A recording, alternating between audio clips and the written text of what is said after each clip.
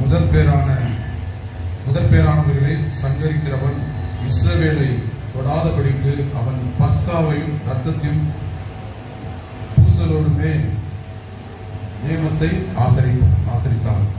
పస్కా పండుగ పాత నిబంధన కాలంలో జరిపించబడింది. పస్కా పండుగ పழைய ఏర్పాட்டிலே நடத்தப்பட்டது. పాత నిబంధన కాలంలో ఇశ్రాయేలు ప్రజలు ఐగుప్తులో బానిసలుగా ఉన్నారు. பழைய ஏற்பாட்டின் காலத்திலே இஸ்ரவேல் மக்கள் எகிப்திலே அடிமைகளாய் இருந்தார்கள். వాళ్ళను విడిపించడానికి దేవుడు మోషేని పంపించారు. அவர்களை விடுவிக்கும்படியாக தேவன் மோசேவை அனுப்பினார். మోషే ఇశ్రాయేలు ప్రజల నిమిత్తమై ఫరో ఎదుట మాట్లాడి వాళ్ళని విడుదల చేయబోతూ ఉన్నాడు. మోసే ఇశ్రాయేల్ மக்களின் சார்பாக ఫరో రాజాவினிடத்திலே பேசினார். మోషే ఎన్నిసార్లు ఫరోను అడిగినా కూడా వాళ్ళు వదిలిపెట్టట్లేదు. మోసే ఎత్తனை ముறை பேசினாலும் ఫరో அவர்களை விடவில்லை. మోషే అంటాడు, మా దేవుని మేము ఆరాధించడానికి వెళ్ళాలి, మా ప్రజల్ని మీరు వదిలిపెట్టండి అన్నా కూడా వదిలిపెట్టలేదు. மோசே சொல்றார், என்னுடைய தேவனை நாங்கள் ஆராதிக்க வேண்டும், என்னுடைய ஜனங்களை விடுவித்தருங்கள் கேட்டபோதும் அவங்க விடுவிக்கவில்லை. కానీ ఫరో యొక్క జ్యేష్ఠ కుమారుడు చనిపోయినప్పుడు అందరూ ఫరో భయపడి ఇశ్రాయేల్ ప్రజలను పంపించేశాడు. பார்வோனுடைய தலைச்சன் பிள்ளை மரித்த பொழுது பார்வோன் பயந்து இஸ்ரவேல் மக்களை விடுவித்தான். ఇశ్రాయేలు ప్రజల మధ్యలో ఒక కార్యం జరిగింది. இஸ்ரவேல் மக்களின் இடத்திலே ஒரு காரியம் நடந்தது. దేవుడు మోషే ద్వారా చెప్తూ ఉన్నాడు. தேவன் மோசேவோடு சொன்னார், ఒక బలి పశువుని గొర్రె పిల్లని వధించాడు. ஒரு ఆட்டுకుట్టిயை బలి கொடுக்கும்படியாக రక్తాన్ని ఒక పాత్రలో తీసుకోవాలి. రక్తத்தை ஒரு பாத்திரத்தில் எடுத்து రాత్రి ఇశ్రాయేలు నివాసం చేస్తూ ఉన్న ఇంటి ద్వారబంధముల మీద రక్త ప్రోక్షణ చేయాలి. ராத்திரி வேளையிலே இஸ்ரவேலுடைய வாசல் கால்களுக்கு நிழல் கால்களுக்கு அந்த ரத்தத்தை பூச வேண்டும் என்று. అలా రక్త ప్రోక్షణ ప్రతి ఇంటి ద్వారబంధముల మీద ఆ రక్త ప్రోక్షణ జరిగింది. ఆ రాత్రి సంహార దూత వచ్చాడు. அவ்விதமாக அந்த ரத்தமானது ஒவ்வொரு நிழல் வாசல்களிலும் பூசப்பட்டிருந்தது. அந்த ராத்திரியிலே ஒரு சங்கார தூதன் வந்தான். జరిగింది ఏంటంటే ఇశ్రాయేలు ప్రజలు నివాసం చేస్తూ ఉన్న ప్రతి ఇంట్లో మరణాలు జరగలేదు. நடந்த காரியம் என்னவென்றால் இஸ்ரவேல் மக்களுடைய குடும்பத்திலே எந்த ஒரு மரணமும் ஏற்படவில்லை. ఐగుప్తీయులు ఉన్నటువంటి వాళ్ళ ఇళ్లలో జ్యేష్ఠ సంతతి మొత్తం చనిపోయారు. எகிப்தினுடைய குடும்பத்திலே தலைச்சன் பிள்ளைகள் எல்லாரும் மரித்தார்கள். చనిపోయిన తర్వాత ఫరో యొక్క జ్యేష్ఠ కుమారుడు కూడా చనిపోయాడు. மரித்த பிறகு பார்வோனுடைய தலைச்சன் பிள்ளையும் மரித்தார். అప్పుడు ఫరో మీ దేవుని మీరు ఆరాధించడానికి వెళ్ళిపోండి అని భయపడి ఇశ్రాయేలు ప్రజల్ని మోషేని పంపించాడు. அப்பொழுது பார்வோன் பயந்து இஸ்ரவேல் மக்களை விடுவித்தான். ఆ రోజున వాళ్ళు పస్కా పండుగని జరిపించారు. அந்த நாளிலே மறுநாளிலே அவர்கள் பஸ்கா பண்டிகையை ஆசரித்தார்கள். ఆ పస్కా పండుగని ఏ విధంగా జరిపించారో 11-12 అధ్యాయంలో ఎక్సోడస్ నిర్గమకాండం అధ్యాయం మొత్తం మీరు చదువుకోనండి. 26-27 వాక్యంలో పస్కా పండుగ వాళ్ళు జరిపించినట్లు రాయబడింది. రెఫరెన్స్ రాసుకొని మీరు తర్వాత చదువుకోండి. யாத்திராகமம் 11ஆம் அதிகாரத்திலே அந்த பஸ்கா பண்டிகையை எவ்விதமாக ஆசரித்து 12ஆம் அதிகாரம் 26-27ஆம் வசனத்திலே நாம் பார்க்கலாம் அந்த பஸ்கா பண்டிகையை அவர்கள் எவ்விதமாய் ஆசரித்தார்கள் என்று. పస్కా పండుగ, పస్కా అంటే యేసుక్రీస్తు. பஸ்கா என்றால் இயேசு கிறிஸ்து. పాస్ ఓవర్ అంటారు ఇంగ్లీష్లో పాస్ ఓవర్ என்று சொல்வார்கள். ఆనాడు ఇశ్రాయేలు ప్రజలు విడుదల పొందడానికి విమోచన కొరకు బలి పశువు వధింపబడి அந்நாளிலே இஸ்ரவேல் மக்கள் விடுவிக்கும்படியாக ஒரு பலி ஆட்டை பலி செலுத்தினார்கள். ఇప్పుడు మనము పాప విమోచన పొందడానికి యేసుక్రీస్తు వారు మన కొరకు బలి పశువుగా ఆయన బలియాగమయ్యారు. அவ்விதமாக நாமும் பாவத்திலிருந்து விடுவிக்கும்படியாக கிறிஸ்து இயேசு நமக்காக பலியானார். అందుకే ఈ గుడ్ ఫ్రైడే ఆరాధన జరుగుతూ ఉంది. அதற்காகவே இந்த குட் ஃப்ரைடே ஆராதனை நடந்து கொண்டிருக்கிறது. మన పాప విమోచనార్థమై విమోచన కొరకై యేసుక్రీస్తు బలియాగమయ్యారు. நாம் பாவத்திலிருந்து விடுவிக்கும்படியாக தேவன் நமக்காக பலியானார். కనుక ప్రియమైన వారందరూ ఈ రోజున మన బ్రతుకుగా మార్చబడ్డాయి. హల్లెలూయా. ஆகவே பிரியமானவர்களே, நம்முடைய வாழ்க்கையாக மாறினது. ఆనాడు రక్త ప్రోక్షణ చేశారు ప్రతి ఇంటి ద్వారబంధముల మీద. அந்நாளிலே ரத்தம் சிந்துதல் ஏற்பட்டது ஒவ்வொரு வாசல்களிலும்.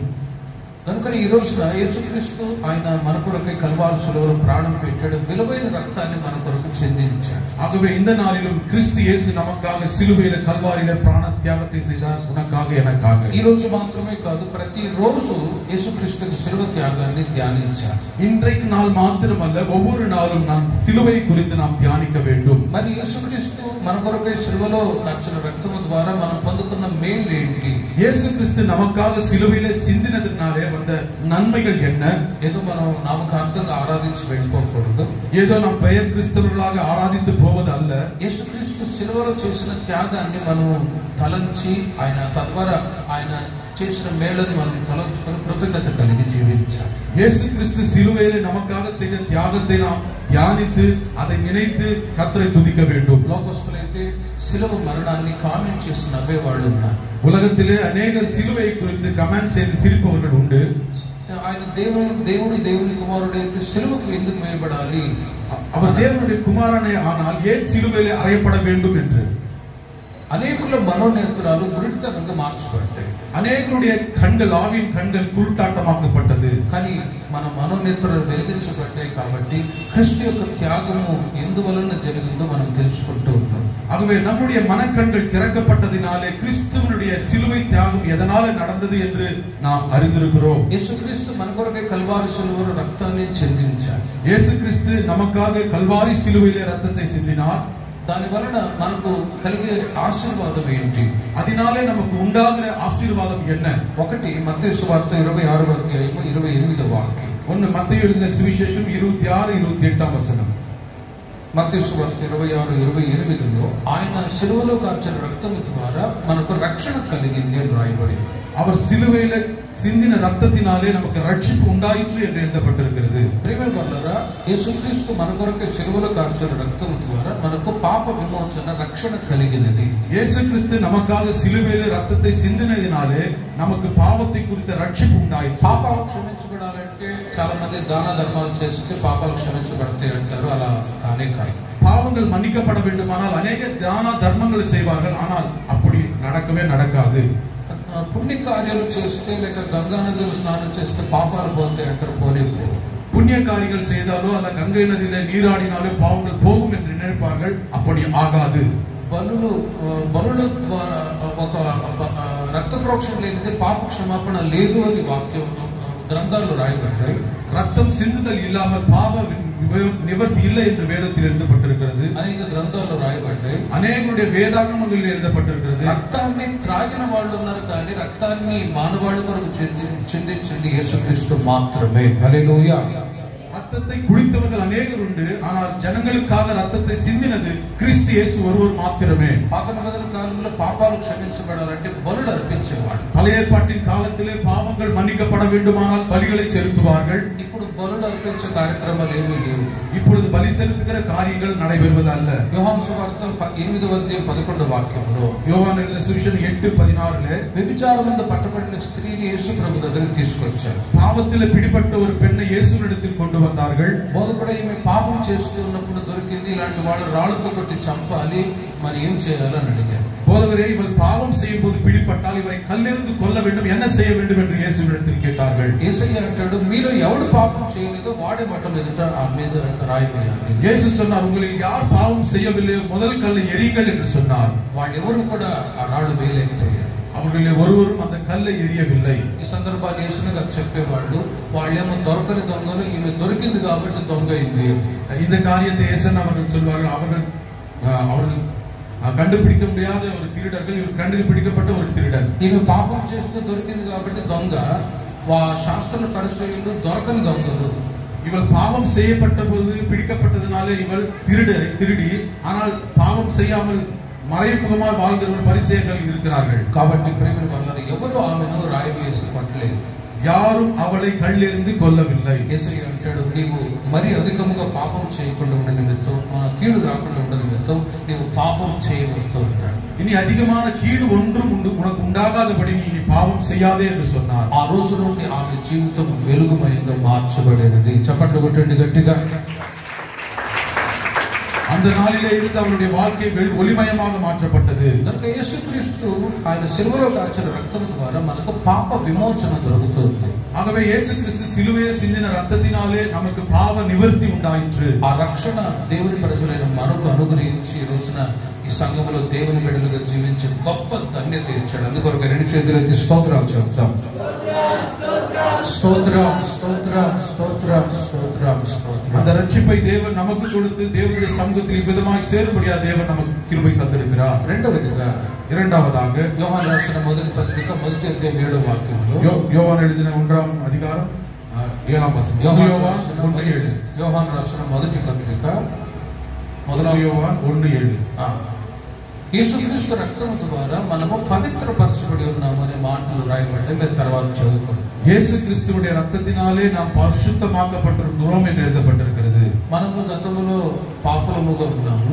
நாமும் கடந்த நாட்களிலே பாவிகளாய் இருந்தோம். కానీ ఈ రోజున పవిత్రమైన జీవితాన్ని జీవించడానికి ప్రభు మనల్ని ఏర్పాటు చేసుకున్నాడు. ஆனால் இப்பொழுது பரிசுத்தமான ஒரு வாழ்க்கை வாழ்வதற்கு தேவன் நம்மை தெரிந்து கொண்டிருக்கிறார். గతంలో అపవిత్రమైన అనుభవాలు, కానీ ఇప్పుడైతే పవిత్రమైన అనుభవాలు దేవుడు మనలో కలుగజేశాడు. கடந்த நாட்களிலே கடந்த வாழ்க்கையிலே அசுத்தமான வாழ்க்கை இருந்தது. இப்பொழுது ஒரு பரிசுத்தமான வாழ்க்கை வாழ்வதற்கு தேவன் அழைத்திருக்கிறார். మాటలు, చూపులు, క్రియలు అన్నీ కూడా పవిత్రపరచబడ్డాయి. நம்முடைய வார்த்தை, நம்முடைய பார்வை எல்லாவற்றிலும் பரிசுத்தத்தை தேவன் கொடுத்திருக்கிறார். యేసుక్రీస్తు యొక్క రక్తం మనల్ని పవిత్రపరిచింది. இயேசு கிறிஸ்துவுடைய ரத்தம் நம்மை பரிசுத்தமாக்குகிறது. ఎప్పుడైతే మీరు మారుమనసు పొందారో ఒక నూతన మనసును దేవుడు ఇచ్చాడు. எப்பொழுது நீங்கள் மனம் திரும்பினீர்களோ அப்பொழுது ஒரு புதிய மனதை தேவன் கொடுத்திருக்கிறார். ఎప్పుడైతే బాప్తిసం తీసుకున్నారో అప్పుడు నవీన స్వభావాన్ని దేవుడు మీకు ఇచ్చాడు. எப்பொழுது ஞானஸ்நானம் பெற்றீர்களோ அப்பொழுது ஒரு புதுமையான ஆவியை தேவன் கொடுத்திருக்கிறார். గలతీయులకు రాసిన పత్రిక 3వ అధ్యాయం 27వ వాక్యంలో గలాతీయులు 3:27 క్రీస్తునందు బాప్తిసం పొందిన మీరు క్రీస్తును ధరించుకొని ఉన్నారని రాయబడింది. கிறிஸ்துவுக்குள் ஞானஸ்நானம் பெற்ற நீங்கள் கிறிஸ்துவை தரித்திருக்கிறீர்கள் என்று எழுதப்பட்டிருக்கிறது. పాతను గతించిన సమస్తము నూతనమాయును, பழையவை கடந்து போயின எல்லாம் புதிதாயின என்று எழுதப்பட்டிருக்கிறது. పాత స్వభావాలన్నీ చనిపోయాయి, பழைய சுபாவம் எல்லாம் மரித்தது, నవీన స్వభావాన్ని ధరించుకుంటాం. புதிய சுபாவத்தை தரித்திருக்கிறோம். ఆమెతో ఒక పాస్టర్ గారి దగ్గరికి ఇద్దరు భార్య భర్త వచ్చారు. ஒரு నాளிலே ஒரு பாஸ்டர் எடுத்து கணவன் மனைவி வந்திருந்தார்கள். పక్క చిక్కిపోయారు, సన్నగా కరువాడు మాదిరి ఉన్నారంట. அவங்க கருவாடு மாதிரி மெலிந்து போயிட்டாங்க. వాళ్ళు అంటారు, అన్న మేము ఎంత తిన్నా లావెక్కట్లేదు, మా నిమిత్తం ప్రార్థన చేయండి. ஆனா நாங்க எவ்வளவு சாப்பிட்டாலும் குண்டாகிறது இல்லை, எனக்காக ஜெபம் பண்ணுங்கன்னு கேட்டாங்க. సరే పాస్టర్ ప్రార్థన చేశాడు. మళ్ళా సెకండ్ టైం కూడా వచ్చి అడిగారు, మేము వారమంతా ప్రార్థనలో ఉన్నాము, అయినా కూడా మేము ఎంత తిన్నా లావెక్కట్లేదు. பாஸ்டர் ஜெபித்தாரு. மறுபடியும் ஒரு வாரம் கழிச்சு, ஐயா ஒரு வாரம் ஃபுல்லா நாங்களும் ஜெபிச்சோம், சாப்பிட்டோம், எவ்வளவு ஜெபிச்சாலும் நம்ம குண்டாகல அப்படின்ட்டு மறுபடியும் அடுத்த வாரத்துல வந்து கேட்டாங்க. వెంటనే పాస్టర్ గారు ఆలోచించి ఒక మాట అడిగారు, మీకు ఎవరైనా శత్రువులు ఉన్నారా? உடனே பாஸ்டர் ஆலோசித்து, உங்களுக்கு சத்ரு யாராவது இருக்கிறானா என்று கேட்டார். ఆయన ఆలోచించి, అవును ఒకడున్నాడు శత్రువు, అని చంపాలని నేను కత్తి జేబులో పెట్టుకొని తిరుగుతున్నాను అన్నాడు. ஆமா, ஒருத்தர் இருக்க, அவனை சாகடிக்கணும், கொலை பண்ணணும்னு சொல்லிட்டு கத்தியை பாக்கெட்ல வச்சிருக்கேன்னு சொல்றாரு. అదిగో దాని వల్లే మీరు అనారోగ్యం పాలవుతూ ఉన్నారు. அதை பாருங்க, இதனாலதான் நீங்க பலவீனமா இருக்கிறீங்கன்னு சொன்னாரு. వాళ్ళ గురించి మీరు అనాలోచన, మీరు చెడు అభిప్రాయం కలిగి ఉన్నారు. స్వభావాల్లో మార్పు లేదు కాబట్టి మీకు ఇలా అనారోగ్యాలు వస్తూ ఉన్నాయి. చెడ్డ సమాచారం అంతా మీ మనసులో ఉంది కాబట్టి ఇలా ఉన్నారు అన్నాడట. ஆகவே உங்களுடைய சிந்தனையில கெட்ட சிந்தனை இருக்கிறதுனால, உங்களுடைய மனது இப்படி இருக்கிறதுனால தான் எல்லாமே கெட்டதா நடக்குது அப்படின்னு சொன்னாரு. వాళ్ళ వెంటనే మారుమనసు పొంది బాప్తిసం తీసుకున్నారు. அவர் உடனே மனம் திரும்பி ஞானஸ்நானம் பெற்றார்கள். ఒక సంవత్సరం తర్వాత మరలా పాస్టర్ గారిని కలవడానికి వచ్చారట. ஒரு வருடம் கழித்த பிறகு மறுபடியும் பாஸ்டரை சந்திப்பதற்கு வந்தார்கள். ఇద్దరు బరువులు మస్తలాగా ఉన్నారు. அப்படியே ஒரு குண்டா வந்துட்டார் அவர். వెంటనే ఆయన ఎవరు మీరు అడిగారు, நீங்க யார் என்று கேட்டாரு. గత సంవత్సరంలో మీ దగ్గర వచ్చి మేము ప్రార్థన చేయించుకున్నాం కదా, మేము ఇప్పుడు ఆరోగ్యంగా ఉన్నాము అన్నారు. దేవునికి మహిమ కలుగును గాక. கடந்த ஆண்டிலே உங்களிடத்தில் வந்தோம் ஜெபிப்பதற்கு, அது நாங்க தான் அப்படின்னு சொன்னாரு. హల్లెలూయా.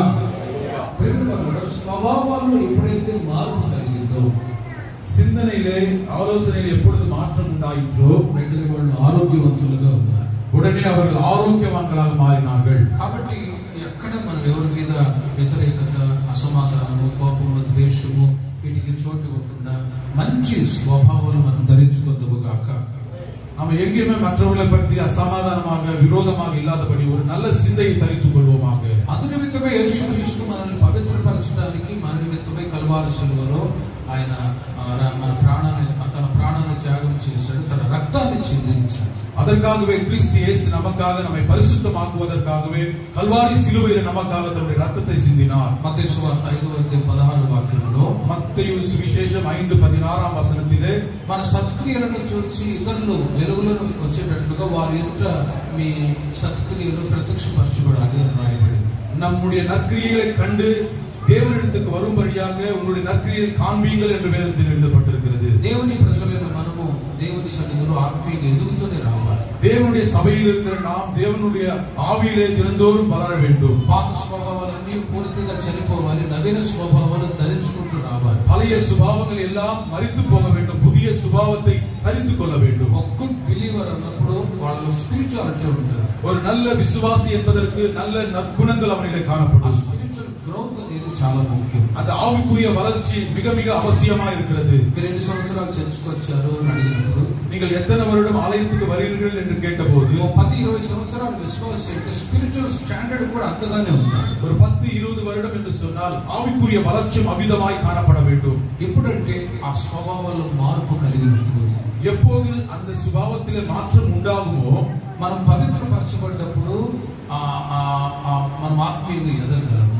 நாம் பரிசுத்தமாக்கப்படும் போது ஆவிக்குரிய வாழ்க்கையிலே வளர்ச்சி அடைவோம். అందుకే మనల్ని పవిత్రపరచడానికి యేసుక్రీస్తు తన రక్తాన్ని మన కొరకై సిలువలో కార్చాడు. அதற்காகவே நம்மை பரிசுத்தமாக்குவதற்காகவே இயேசு கிறிஸ்து கல்வாரியிலே தன்னுடைய ரத்தத்தை சிந்தினார். மூன்றாவதாக రోమీయులకు రాసిన పత్రిక 5:9 వాక్యం, రోమర్ 5:9 యేసుక్రీస్తు రక్తం ద్వారా మనము నీతిమంతులుగా తీర్చబడ్డాము. இயேசு கிறிஸ்துவின் ரத்தத்தினாலே நாம் நீதிமான்களாக்கப்படுகிறோம்.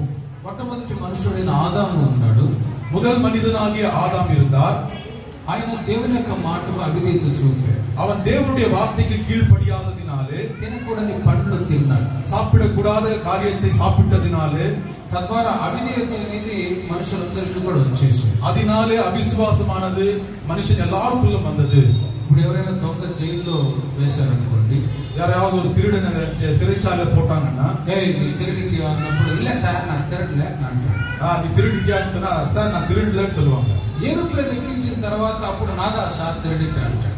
அந்த ఫ్లైట్ ஏறின பிறகு அப்ப நான் தான் சார் திருடினேன்னு சொல்லுவாங்க. ఫ్లైట్ అంటే తల పైకి ఎత్తి తల కింద పెట్టి కాళ్ళు కట్టి పైకి వేయడం పనిష్మెంట్ ఇచ్చినప్పుడు చెప్తారు. ఫ్లైట్னா తల కాల மேல தூக்கிட்டு தலையை கீழே தொங்க விட்டு பனிஷ்மென்ட் கொடுக்கும்போது தெரியும். అప్పుడు విధేయుడు అవుతాడు, அப்போ கீழ்ப்படிவான். అంతవరకు నా తిరగలే నా నల్లవందా అని అంటాడు.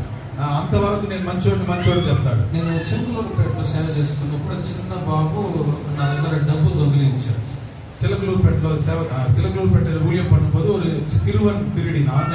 నువ్వు దొంగతనం చేశావురా అంటే, లేదు నేను చేయలేదు, అవసరమైతే కంప్లైంట్ ఇచ్చుకోండి పోలీస్ స్టేషన్ గారు అంటాడు. వాడు ஐயா நான் திருடல, வேணும்னா நீங்க போலீஸ் ஸ்டேஷன் கம்ப்ளைண்ட் கொடுங்க அப்படின்னு சொல்றான் அந்த சின்ன பையன்.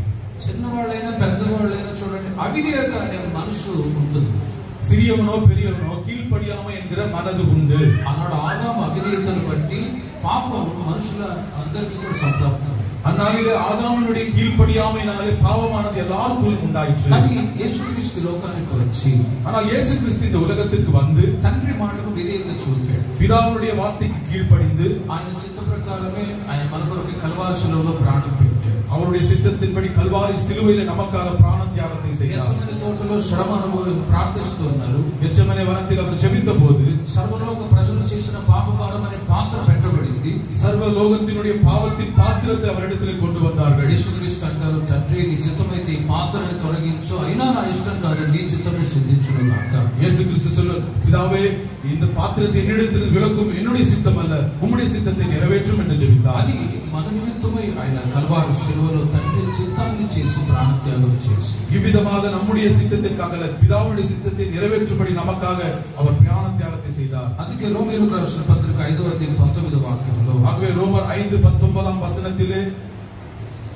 ఒకని అవిధేయత ద్వారా మరణం కలిగినట్లుగా ஒருவனுடைய கீழ்ப்படியாமையினாலே மரணம் உண்டாயிற்று. యేసుక్రీస్తు విధేయత ద్వారా మనము నిత్య రాజ్యానికి వారసులవుతాం. இயேசு கிறிஸ்துவினுடைய கீழ்ப்படிதலினாலே நித்திய ராஜ்யம் உண்டாயிற்று. హల్లెలూయా. హల్లెలూయా. కాబట్టి ప్రియమైన వారలారా, యేసుక్రీస్తు రక్తము ద్వారా మనము నీతిమంతులుగా చేయబడ్డాం. இயேசு கிறிஸ்துவினுடைய இரத்தத்தினாலே நாம் நீதிமான்களாக்கப்பட்டிருக்கிறோம். ఆ నీతి మనలో పెరుగుతూ రావాలి. அந்த நீதியானது தினம் தினமும் நம்முடைய வாழ்க்கையில வளர வேண்டும். మనం నీతిమంతులుగా నీతిమంతుడు విశ్వాసం వలన బ్రతుకునని వాక్యం చెబుతుంది. நீதிமான் விசுவாசத்தினாலே பிழைப்பான் என்று வேதத்திலே சொல்லப்படுகிறது. దేవుని మాటకు మనం విధేయత చూపినప్పుడు మనం నీతిమంతులుగా ఎంచబడతాం. கர்த்தருடைய வார்த்தைக்கு நாம் கீழ்ப்படியும் பொழுது நீதிமான்களாக மாற்றப்படுவோம். వాక్యానుసారంగా జీవిస్తున్నప్పుడు నీతి పెరుగుతూనే ఉంటుంది మనలో. வசனத்தின்படி வாழும்போது நீதியானது நம்முடைய வாழ்க்கையில வளர்ச்சி அடைகிறது. కనుక వాక్యాలు విన్నప్పుడు వాటిని మీరు త్రోసిపుచ్చకుండా ఏదైనా ఒక వాక్యం తగిలినప్పుడు ఆ వాక్యానుసారంగా మీ జీవితాన్ని మార్చుకున్నప్పుడు నీతిలో ఇంకా మీరు ఎదుగుదురుగాక.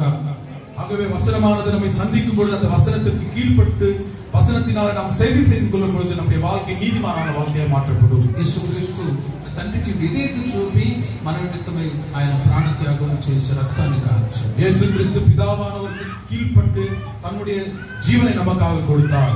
తద్వారా మనం నీతిమంతులుగా చేయబడ్డాం. அதனாலே நாம் நீதிமான்களாக்கப்பட்டோம். మనం కూడా దేవుని యొక్క మాటలు విధేయత చూపి నడిపించబడ్డప్పుడు నీతిలో అభివృద్ధి చెందుదుముగాక. நாமும் தேவனுடைய வார்த்தைக்கு கீழ்ப்பட்டு வாழும் பொழுது தேவனுடைய நீதியிலே வளருவோம். நாலாவதாக எபிரேயருக்கு ராసిన పత్రిక 9వ అధ్యాయం 14వ వాక్యం. எபிரேயர் 9వ అధ్యాయం 14వ వచనం. యేసుక్రీస్తు రక్తము ద్వారా మన మనస్సాక్షి శుద్ధి చేయబడింది. இயேசு கிறிஸ்துவுடைய இரத்தத்தினாலே நம்முடைய మనస్సాక్షి சுத்திகரிக்கப்படுகிறது. పేతురు ఉన్నాడు. பேதுரு இருக்கிறார். యేసు ఎవరో నాకు తెలియదు తెలియదు తెలియదని ముమ్మారు అబద్ధం ఆడాడు. இயேசு யார் என்று தெரியாது தெரியாது தெரியாதுன்னு 3 முறை அவர் போய் சொன்னார். వెంటనే కోడి కూసింది. உடனே தேவன் கூவிற்று. యేసయ్య చెప్పాడు, ఇదిగో నీవు నన్ను ఎరగవు అని చెప్పి ముమ్మారు అబద్ధం ఆడుతావు, అప్పుడు కోడి కూస్తుంది. இதோ நீ என்னை மறுதலிப்பாய் 3 முறை மறுதலிப்பாய் கோழி கூவும் என்று சொன்னார் இயேசு. అలాగే జరిగింది. அப்படியே நிறைவேறினது. పేతురు ఆ పక్కకు వెళ్ళి ప్రలాపించి ఏడ్చి తన మనసాక్షిని మళ్ళా సరి చేసుకున్నాడు. பேதுரு அழுது அப்புறமாய் சென்று அழுது புலம்பி தன்னுடைய மனசாட்சியை சுத்திகரித்துக் கொண்டார். యేసయ్యకు విరోధంగా నేను అబద్ధం ఆడాను, இயேசுவுக்கு விரோதமாக நான் பொய் சொன்னேன். అది పశ్చాత్తాపడ్డాడు. அது மனம் திருப்புதல். మనసాక్షిని సరి చేసుకున్నాడు. மனசாட்சியை சரி செய்து கொள்வது. మరొక వైపు ఇస్కరియోతు యూదా ఉన్నాడు. ஒரு புறமாக யூதா இஸ்கரியோத்து இருக்கிறார். యేసయ్యను 30 వెండి నాణేలకు అమ్మి వేశాడు. இயேசு கிறிஸ்து 30 வெள்ளி ஞானத்திற்காக விற்றான். వెంటనే మనసాక్షి నేరారోపణ చేశాడు. அவருடைய மனசாட்சி அவரை குற்றப்படுத்தினதினாலே పాపం చేశావు, యేసయ్యను అప్పగించావు, నువ్వు చేసేది పొరపాటు అని మనసాక్షి నేరారోపణ చేశాడు. நீ பாவம் செய்தா இயேசுவை ஒப்பு கொடுத்த என் மனசாட்சி குற்றப்படுத்தினதினாலே. కానీ మనసాక్షి నేరారోపణ చేసినా కూడా యూదా హృదయాన్ని కఠినపరచుకున్నాడు. மனசாட்சி அவருக்கு குற்றம் சாட்டினாலும் யூதா தன்னுடைய இருதயத்தை கடினப்படுத்திக் கொண்டான். వెంటనే సాతాను గారు చెప్తున్నాడు, ఉరి వేసుకొని చచ్చిపో. உடனே சாத்தானான் சொல்லுகிறான், நீ தூக்கு மாட்டி செத்து போ என்று. అలాగే ఉరి వేసుకొని చనిపోయాడు. அவ்விதமாகவே அவன் தூக்கிட்டு மரித்தான். యోహాను రాసిన మొదటి పత్రిక யோவான் எழுதின முதல் சுவிசேஷம் 3వ అధ్యాయము 6వ వాక్యం. 1 யோவான் 3:6 வசனம். ఆయన యందు నిలిచి ఉండి వాడెవడను పాపము చేయడం రాయబడింది. அவரிலே நிலைத்திருக்கிறவன் எவனோ பாவம் செய்யான் என்று எழுதப்பட்டிருக்கிறது. కాబట్టి ప్రియమైన వారలారా, మంచి మనస్సాక్షిని ప్రతి ఒక్కరూ కాచుకొందురుగాక. ஆகவே நல்ல மனசாட்சியை ஒவ்வொருவரும் காத்துக்கொள்வோமாக. పనులు పాల్పొందేటప్పుడు మంచి మనస్సాక్షి కావాలి అని అంటారు. திருவிருந்திலே நாம் பங்கு கொள்ளும் போது நல்ல மனசாட்சி உள்ளவர்களாக இருக்க வேண்டும் என்று சொல்லுவோம். మంచి మనస్సాక్షితో పనులు పాల్పొందినప్పుడు నిత్య రాజ్యాన్ని దేవుడు మనకు అనుగ్రహించునుగాక. நல்ல மனசாட்சியோடு திருவிருந்திலே நாம் பங்கு கொள்ளும் பொழுது நித்தியத்திற்குரியவர்களாய் நாம் மாறுவோமாக. ఆ మంచి మనస్సాక్షిని మనం కనుమూసేంత వరకు, ప్రభు రాకడ వరకు ప్రతి ఒక్కరూ కాచుకొందురుగాక. அந்த நல்ல மனசாட்சியை நாம் மறிக்கும் வரைக்கும், நாம் கண்களை மூடும் வரைக்கும் காத்துக்கொள்வோமாக. దేవునికి విరోధంగా ఏ పొరపాటు చేయలేదు అనే ఆ మనస్సాక్షిని మంచి మనస్సాక్షి. நாம் தேவனுக்கு விரோதமாக எந்த ஒரு தவறும் செய்யவில்லை என்பதே அந்த மனசாட்சி. కనుక ఆ మనస్సాక్షి, మంచి మనస్సాక్షి మనలో రావాలనే ఉద్దేశం చేత మన కొరకు యేసుక్రీస్తు కల్వారి శిలువలో రక్తాన్ని కార్చాడు. ஆகவே அந்த நல்ல மனசாட்சி நமக்குள்ளாய் உண்டாக வேண்டும் என்பதற்காகவே இயேசு கல்வாரியிலே நமக்காக ஜீவனை கொடுத்தார். చివరిగా கடைசியாக హెబ్రీయులకు రాసిన పత్రిక 10వ అధ్యాయము 19-20 వాక్యాలు చూడండి. எபிரேயருக்கு எழுதின நிருபம் 10:19 வசனம். మహాపరిశుద్ధ స్థలంలో ప్రవేశించడానికి యేసుక్రీస్తు మన కొరకై కల్వారి శిలువలో రక్తం కార్చారు రాయబడింది. மகா பரிசுத்த ஸ்தலத்திலே நாம் பிரவேசிக்கும்படியாக கிறிஸ்து இயேசு நமக்காக கல்வாரியிலே மரித்தார் என்று எழுதப்பட்டிருக்கிறது. ఈ లోకాన్ని విడిచిపెట్టి ఒక రోజున మనం పరలోక రాజ్యానికి చేరబోతున్నాం. இந்த உலகத்தின் யாத்திரையை முடித்து நாம் பரலோகத்திற்கு சேர வேண்டும். అదే మన యొక్క గురి, గమ్యమై ఉండాలని ప్రభు కోరుకుంటూ ఉన్నాడు. அதுவே நம்முடைய குறியாக லக்காக இருக்க வேண்டும் என்று கர்த்தர் சொல்கிறார். వ్యాసరపాడి విశ్వాసి గత వారంలో తల్లి చనిపోయింది. கடந்த வாரத்திலே வியாசர்பாடியில ஒரு விசுவாசி மரித்தார்கள். தாயார் గత నెలలో విజిటింగ్ చేసింది. போன மாதத்திலே ஹவுஸ் விசிட்டிங் செய்தார்கள். ఆ తల్లి గారు చాలా సమస్యలతో కొన్ని విషయాలు చెప్తూ వచ్చింది. அவர்கள் அநேக பிரச்சனைகளை பகிர்ந்து கொண்டார்கள். నా ఇద్దరు కొడుకులు త్రాగుడు పోతుండగా వారు మారి ప్రార్థన చేయాలి. ஐயா, என்னுடைய 2 பிள்ளைகளும் குடிகாரர்களாக மாறிவிட்டார்கள், அவர்கள் ஜெபியுங்கள் என்று. నా తమ్ముడు ఇల్లు ఖాళీ చేయి, నువ్వు వెంటనే వెళ్ళిపో అని తరిమేస్తూ ఉన్నాడు. నాకు ప్రార్థన చేయని బాధపడుతుంది. என்னுடைய தம்பி இந்த வீட்டை காலி பண்ணி நீ எங்கேயாவது போ என்று சொல்லி வருத்தப்பட்டு எனக்காக ஜெபியுங்கள் என்று கேட்டார். ఎక్కడికి వెళ్ళాలయ్యా అని చాలా సమస్యతో బాధపడుతూ వచ్చాడు. நான் எங்கே போனோம் ஐயா என்று ரொம்ப வருத்தத்தோடு கவலைப்பட்டார்கள். గత వారంలో ఆమె నెమ్మదిగా ప్రభు సన్నిధికి వెళ్ళిపోయింది. கடந்த வாரத்திலே அவர் கர்த்தருடைய இடத்தில் நித்திரை அடைந்தார்கள். ఇక్కడ మంచాన పడి వేదనతో రోదనతో తాను చనిపోలేదు. గత నెలలో సమస్యలు చెప్పింది, ప్రార్థన చేయించుకున్నది. తాంబూరంలో అక్కడ ఇల్లు కట్టుకుంటానయ్యా, వెళ్ళిపోతానని హ్యాపీగానే ఉన్నది. గత వారంలో కనుమొచ్చింది. கடந்த வாரத்திலே அநேக பிரச்சனைகள் சொன்னார்கள். ஆனால் எல்லாவற்றிலும் கடந்த வாரத்தில் அவர்கள் எந்த வியாதியும் வரவும் இல்லாமல் கர்த்தருக்குள் நித்திரை அடைந்தார்கள். ఇప్పుడు ఆమెకి ఇక శ్రమే లేదు. இப்போது அவங்களுக்கு கஷ்டமே கிடையாது. కానీ ఈ లోకంలో ఉన్నంత వరకు శ్రమ. இந்த உலகத்திலே வாழ்கிற வாழ்க்கை எப்பொழுதும் பிரச்சனைகளும் கஷ்டங்களும் உண்டு. ఇల్లు కట్టాలి, పిల్లలకు పెళ్లిళ్ళు చేయాలి, చదవాలి, ఉద్యోగం చేయాలి. ఈ శ్రమ ఈ లోకంలో ఉన్నంత వరకు ఉంటుంది. வீடு கட்டணும், கல்யாணம் பண்ணணும், பிள்ளைகளுக்கு இந்த பிரச்சனைகள் நாம் வாழ்கிற வாழ்க்கை இருக்கும் வரைக்கும் உண்டாகும். కానీ ప్రియమైన ఇవన్నీ విడిచిపెట్టి మనము దేవుని యొక్క రాజ్యంలో ఉండ నిమిత్తమే మన కొరకై కల్వారి శిలువలో యేసయ్య ఆయన రక్తాన్ని కార్చాడు. இவை எல்லாவற்றிலும் நாம் விட்டு நாம் நித்தியத்திலே தேவனோடு கூட இருக்கும்படியாக கிறிஸ்து இயேசு கல்வாரியிலே நமக்காக ஜீவனை கொடுத்தார். యేసుక్రీస్తు ఆయన శిలువలో తండ్రి నా ఆత్మను నీ చేతికి అప్పగించుచున్నానని ప్రాణం విడిచాడు. பிதாவே என்னுடைய ஆத்மாவை உம்முடைய கரத்தில் ஒப்புக் கொடுக்கிறேன் என்று தன்னுடைய ஜீவனை கொடுத்தார். సమాప్తమయ్యను అని చెప్పారు. எல்லாம் நிறைவேற்று என்று சொன்னார். యేసయ్య కల్వారి శిలువలో ప్రాణం పెట్టినప్పుడు 2 కార్యాలు జరిగాయి.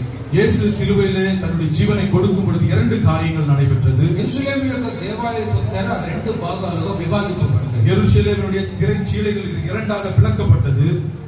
ఆ తర్వాత భూకంపం కూడా వచ్చింది. அதன் பிற்பாடு பூமி அதிர்ச்சி உண்டாயிற்று. ఆ సంభవాన్ని చూసి ఎంతో మంది ఆనాడు మారు మనసు పొందారు. அந்த நிகழ்வை பார்த்து அநேகர் மனம் திரும்பினார்கள். హెబ్రీయులకు రాసిన పత్రిక 4:16 எபிரேயர் 4:16 యేసుక్రీస్తు మన కొరకై శిలువలో ప్రాణం పెట్టడం ద్వారా నూతనమైన జీవము కలిగిన మార్గాన్ని ఏర్పాటు చేశాడని రాయబడింది. இயேசு கிறிஸ்து நமக்காக ஜீவனை கொடுத்ததினாலே பரலோகத்திற்கு ஒரு நூதனமான வழியை தேவன் ஏற்படுத்தினார் என்று எழுதப்பட்டிருக்கிறது. అందుకే యేసుక్రీస్తు వారు అంటారు, నేనే మార్గము, నేనే సత్యము, నేనే జీవము, నా ద్వారా తప్ప ఎవడు పరలోక రాజ్యానికి చేరలేరు. ஆகவே இயேசு சொல்கிறார், நானே வழியும் சத்தியம் ஜீவனுமாய் இருக்கிறேன், என்னாலே அன்றி ஒருவரும் பிதாவினிடத்தில் சேர முடியாது என்று. కనుకనే యేసుక్రీస్తు ఈ మార్గంలో తీసుకొచ్చారు. ஆகவே இயேசு கிறிஸ்து இந்த வழியிலே கொண்டு வந்தார். ఈ మార్గంలో మనం నడిపించబడినప్పుడు కష్టాలు ఉంటాయి, సంతోషం కూడా ఉంటుంది. இந்த வழியிலே நாம் நடக்கும் பொழுது அநேக கஷ்டங்கள் உண்டு, சந்தோஷமும் உண்டு.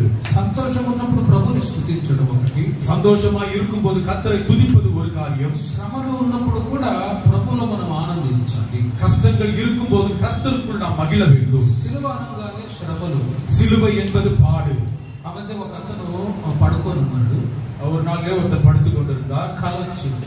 அவருக்கு ஒரு கனவு வந்தது. ఆయనకి చాలా కష్టాలు, శ్రమలు ఉన్నాయి, చచ్చిపోదాం అన్నట్టుగా పడుకొని ఉన్నాడు. அவருக்கு அநேக கஷ்டங்கள் இருந்தாலும் நான் மரித்து போகலாம் என்று நினைத்துக் கொண்டு படுத்துக் கொண்டிருந்தார். ఆ కలలో చాలా మంది సిలువను మోసుకొని వెళ్తూ ఉన్నారు. அந்த கனவிலே அநேகர் சிலுவையை சுமந்து கொண்டு போகிற காரியத்தை பார்த்தார். ఒక 5-6 మంది 10 మంది ఆ సిలువను మోసుకొని వెళ్తూ ఉన్నాడు. ఒక అతను ఆ సిలువ భారం అనిపించింది. ஒரு 5-6 பேர் அந்த சிலுவை சுமந்து கொண்டு போகிற காரியத்தை அவர் சொப்பனத்திலே பார்க்கிறார். அதிலே ஒருவருக்கு அது பாரமாக தோன்றினது. ఈ భారమైన సిలువ నేను మోయలేను అని చెప్పి ఒక కార్పెంటర్ మధ్యలో దారిలో ఉంటే, అయ్యా ఈ సిలువని చిన్నదిగా చేయమని చెప్పి ఇస్తే దాన్ని కట్ చేసి చిన్న సిలువగా చేసి ఇచ్చాడు. దాన్ని మోసుకొని వెళ్తూ ఉన్నాడు. அவர் அதை சுமந்து கொண்டு போகும்போது சுமையாக இருக்கிறது என்று சொல்லி அந்த சிலுவையை கட் செய்து கொஞ்சமாக கொண்டு போய் கொண்டிருந்தார். మిగతా వాళ్ళందరూ భారంగా ఉన్నా కూడా మోసుకొని వెళ్తూ ఉన్నారు. மற்றவர்கள் அது பாரமாக இருந்தாலும் அதை சுமந்து கொண்டு போனார்கள். కొంత దూరం వెళ్ళిన తర్వాత சில தூரம் போன பிறகு ఆ సిలువ కూడా భారం అనిపించింది. அந்த கற்பனை சிலுவையும் பாரமாய் தோன்றிற்று. మరలా మధ్యలో కార్పెంటర్ దొరికితే ఈ సిలువని చిన్నదిగా చేసి ఇవ్వండి అని చెప్తే అలాగే చిన్నదిగా చేసి ఇచ్చారు. ఆ సిలువను మోసుకొని పోయారు. மத்தியிலே மீண்டுமாக ஒரு கார்பெண்டரை பார்த்து அந்த சிலுவை இன்னும் குறைத்து கொண்டார். మిగతా వాళ్ళు భారమైన సిలువను మోసుకొని వెళ్తూ ఉన్నారు. மற்றவர்கள் அந்த பாரமான சிலுவை சுமந்து கொண்டு போகிறார்கள். మోక్ష మార్గం వచ్చింది, మోక్ష పాதை வந்தது. ఆ మోక్ష మార్గం ఎలాంటిదంటే వాళ్ళు మోసుకొని వచ్చిన సిలువని ఆ దారిలో అగాధములు పెట్టి ఆ సిలువ మీద నడుచుకొని అందరికి వెళ్ళాలి పరలోక రాజ్యం. அந்த மோட்ச மார்க்கம் எவ்விதமா இருக்குமானால் அந்த மோட்சத்திற்கும் மத்தியில ஒரு குழி உண்டு, பாதாளம் உண்டு. அந்த சிலுவை போட்டு அதன் மீது தாண்டி போக வேண்டும். అందరూ వాళ్ళు మోసుకొచ్చిన సిలువని ఆ అగాధంలో ఆ గ్యాప్ మధ్యలో పెట్టి ఆ సిలువ మీద నడుచుకొని వెళ్తూ ఉన్నారు. அதை சுமந்து கொண்டு வந்தவர்கள் சிலுவையை போட்டு அதிலிருந்து அதை தாண்டி மோட்ச மார்க்கத்துக்கு போனார்கள். ఇతను కూడా సిలువ ఆ గ్యాప్ లో ఆ అగాధంలో పెట్టడానికి చూశాడు, అది కింద పడిపోయింది. இவரும் இந்த குறைச்ச சிலுவை கொண்டு போய் அந்த மத்தியில போட்டாரு. ஆனா அந்த பள்ளத்தாக்கில அது விழுந்து போயிட்டு వెంటనే వీడు కలలో ఉన్నవాడు మేల్కొని అయ్యో అని భయపడ్డాడు. உடனே கனவு காண்டுட்டு இருந்த அவர் திடீர்னு எழுப்பி ஐயோ என்று பயந்தார். వెంటనే ఆలోచించాడు, అంటే సిలువ ద్వారానే మోక్షానికి వెళ్తున్నారు కదా. ஆகவே யோசித்தார், ஆகவே சிலுவையினால் மாத்திரமே மோட்ச மார்க்கம் உண்டு என்று. నేను నాకు వచ్చిన కష్టాలు శ్రమలన్నీ కూడా ఇవి చులకనగా చేసుకోవాలనుకున్నాను, వీటి వలన నేను మోక్షానికి చేరలేకపోతున్నాను అని ఆలోచించాను. எனக்கு வருகிற பாடுகளும் பிரச்சனைகளினாலே நான் இந்த சிலுவை சிறிதாக்க வேண்டும் என்று நினைத்தேன். ஆனால் அதனாலே மோட்சத்துக்கு போக முடியாது. కాబట్టి నాకు వచ్చే శ్రమలని నేను సహించాలి అనుకున్నాను. ஆகவே எனக்கு வருகிற பிரச்சனைகளை பாடுகளை சகிக்க வேண்டும் என்று கற்றுக்கொண்டார். హల్లెలూయా. హల్లెలూయా. యేసుక్రీస్తు మనము పరలోక రాజ్యంలో చేరాలి అనే ఉద్దేశం చేత మన కొరకు ఈ రక్తాన్ని కార్చాడు. இயேசு கிறிஸ்து நாம் பரலோகத்திற்கு போக வேண்டும் என்பதற்காக தேவன் தன்னுடைய ரத்தத்தை சிந்தினார். త్రూ సఫరింగ్, శ్రమల ద్వారానే మనం పరలోక రాజ్యానికి చేరాలి. பாடுகள் வழியாய் நாம் பரலோகம் செல்வோம். క్రిస్టియన్ లైఫ్ అనేది సఫరింగ్స్, ఒకవైపు ఆనందంగా ఉంటుంది, కష్టాలు కూడా ఉంటాయి. கிறிஸ்துவின் வாழ்க்கை என்பது பாடுகள் நிறைந்ததும் சந்தோஷம் நிறைந்ததுமாய் இருக்கிறது. మీరు అనుకోవచ్చు సేవకులకు ఎన్నికే కష్టాలు ఉంటాయి, నాకుంటే కష్టాలు నాకుంటే మీకుండే కష్టాలు మీకుంటాయి. நீங்க நினைப்பீங்க ஊழியக்காரன் இவருக்கு என்ன பிரச்சனை, உங்களுக்கு இருக்கிற பிரச்சனை உங்களுக்கு இருக்கும், எங்களுக்கு இருக்கிறது எங்களுக்கும் உண்டு. కానీ మనం అందరము పౌలు గారు అంటారు, మనం అనేక శ్రమలు పొంది దేవుని యొక్క రాజ్యాన్ని చేరాలి. பவுல் சொல்லுகிற అనేక பாடுகளை பெற்று நாம் பரலோகத்துக்கு போக வேண்டும் என்று. కాబట్టి యేసుక్రీస్తు మన కొరకు శ్రమ పొందారు. ஆகவே இயேசு கிறிஸ்து நமக்காக பாடுகளை சகித்தார். ఆయన కల్వారి శిలువలో ప్రాణం పెట్టాడు. கல்வாரி சிலுவையிலே நமக்காக ஜீவனை கொடுத்தார். దానిని తలంచుకొని జీవితకాలం అంతా మనం ప్రభువుకు సాక్షులుగా ఉండాలి. அதை தியானித்து தியானித்து நம் வாழ்க்கை முழுவதும் தியானிக்க வேண்டும். యేసు సిలువకు వేయబడ్డాడు అని ఈ రోజున చాలా మంది వాళ్ళు కూడా సిలువను మోసుకొని వెళ్తూ ఉంటారు. இயேசு சிலுவையில் அறையப்பட்டார் என்று இன்றைய நாளில் அநேகர் அவர்களும் சிலுவை சுமப்பார்கள். డ్రామా చేస్తూ ఉంటారు, நாடகங்கள் நடத்தப்படுகிறது.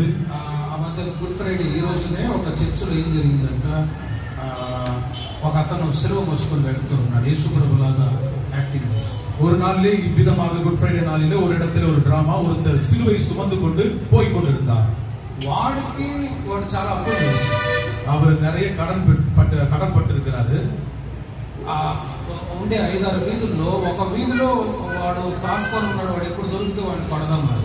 அவர் எப்போ வருவார், இந்த கடன் வாங்கினவர் எப்போ வருவாரோ அவரை உதைக்கணும்ன்றதுக்காக வெயிட் பண்ணிட்டு இருக்காங்க. గుడ్ ఫ్రైడే రోజున చర్చ్ పాస్టర్ గారు ఈ రోజు నువ్వు సిలువ మోయాలి అన్నాడు. அந்த குட் ஃப்ரைடே நாளிலே பாஸ்டர் ஐயா சொன்னார், தம்பி நீ இன்னைக்கு சிலுவை சுமக்கணும்னு சொன்னார். సరే ఆయన సిలువ మోసుకొని వెళ్ళాడు. 1వ వీధి, 2వ వీధి, 3వ వీధి, 5వ వీధికి వచ్చేసరికి వాడు పట్టుకున్నాడు. அவர் சிலுவை சுமந்து 1, 2, 3, 4 வீதி போயிட்டார். 5ஆம் வீதிக்கு போகும்போது தெருவில் அவன் பிடித்துக்கிட்டான். గుడ్ ఫ్రైడే రోజు దొరికాడు వీడని, இந்த குட் ஃப்ரைடே நாள்ல இவன் பிடிபட்டானான்னு சொல்லி యేసు ప్రభు సిలువ మోసుకొని వెళ్తుంటే వెనక కొరడాతో కొడతారు కదా. இயேசு சிலுவை சுமக்கும் போது கொரடாவினால் அடிப்பார்கள் அல்ல. వాడు ఆ కొరడా తీసుకొని నిజంగానే పగలెట్టెట్టు కొట్టాడు. அவர் அந்த கொரடாவை எடுத்து உண்மையாகவே அவருடைய முதுக பிளந்தார். யார் அடிக்குது అప్పులు తీసుకున్నాడు. யார் அடிக்குதுன்னு பார்த்தா கடன் வாங்கினவன் அடிக்கிறான், கொடுத்தவன் அடிக்கிறான். నా అప్పులు ఇస్తావా లేదా అని చెప్పి చెల్ల కొట్టాడు. என் கடனை திருப்பி கொடுப்பியான்னு சொல்லி சமயம் அடிச்சிட்டாரு. గుడ్ ఫ్రైడే రోజు దొరికాడు.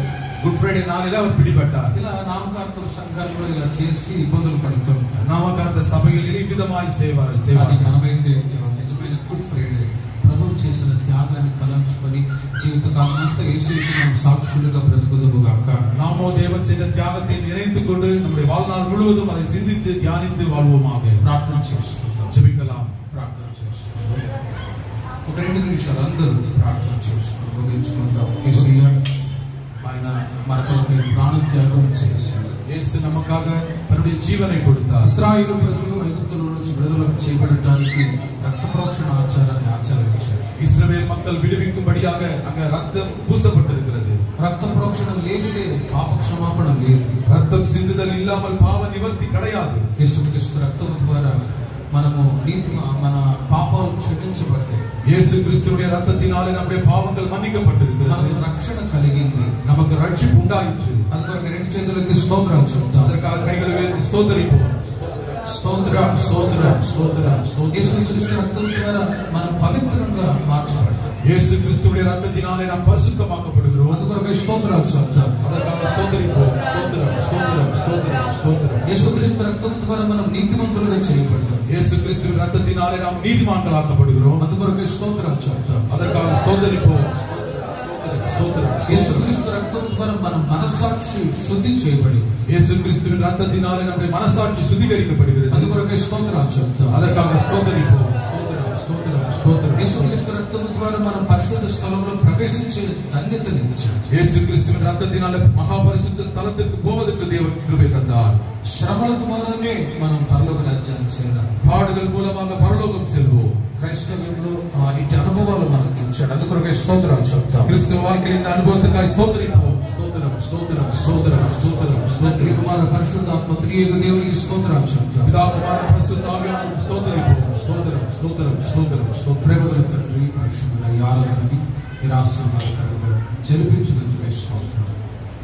ఆయన ఈ గుడ్ ఫ్రైడే దినమున మీరు మా కొరకై చేసిన త్యాగాన్ని తలంచుకోవడానికి మీరు చేసిన మీ కల్వారి శిలువ రక్తం ద్వారా కలిగే 5 ఆశీర్వాదాలు ఏంటో మేము ధ్యానించడానికి మీరు సహాయం చేశారు. ఆయన సంఘానికి వచ్చిన బిడ్డలందరూ కూడా ఆయన జీవితకాలం అంతయు కూడా మీరు చేసిన శిలువ త్యాగాన్ని తలంచుకొని శేష జీవితాన్ని మీ కొరకు జీవించినందుకు సహాయం దయచేయండి. మీరు మా కొరకు కల్వారి శిలువలో ప్రాణం పెట్టారు. ఆయన మేము ఏం చేయాలో మీరు మాకు నేర్పించి నడిపించమని ప్రార్థిస్తూ ఉన్నాం. ఆయన ఫ్రైడే ఆరాధన చేరువచ్చిన ప్రతి ఒక్కరిని మీరు బలపరిచినందుకు స్తోత్రాలు. ఆయన మీ సన్నిధిలో కడవరకు ప్రతి ఒక్కరు సాక్షులను జీవించినట్టు కృప చూపమని యేసుక్రీస్తు నామములో ప్రార్థించి వేడుకొనిచున్నాం తండ్రి. ఆమేన్. మన ప్రభువైన యేసుక్రీస్తు కృప, తండ్రి దేవుని ప్రేమ, పరిశుద్ధాత్మ యొక్క సన్నిధి సహవాసం ఇప్పుడు ఎల్లప్పుడు సదాకాలం ఆయన రాకడ పర్యంతం ప్రభు మనందరికి తోడి ఉండి నడిపించును గాక. హల్లెలూయా హల్లెలూయా హల్లెలూయా.